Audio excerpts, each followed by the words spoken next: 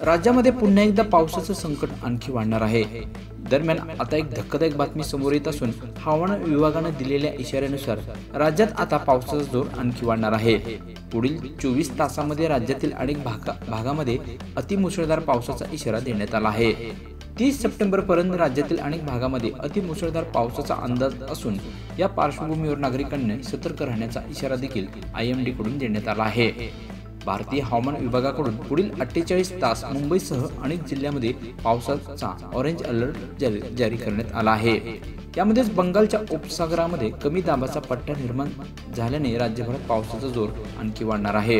यामध्ये कोकण, ठाणे, रायगड, रत्नागिरी, सिंधुदुर्ग जिल्ह्यांना तर पश्चिम महाराष्ट्रातील पुणे, सातारा, कोल्हापूर तर मराठवाड्यात धाराशिव, लातूर, परभणी, हिंगोली आणि नांदेड तसंच विदर्भात बुलढाणा, यवतमाळ, चंद्रपूर या जिल्ह्यामध्ये अतिमुसळधार पावसाची शक्यता असून या सर्व जिल्ह्यांना हवामान विभागाकडून पावसाचा हाय अलर्ट जारी करण्यात आला आहे।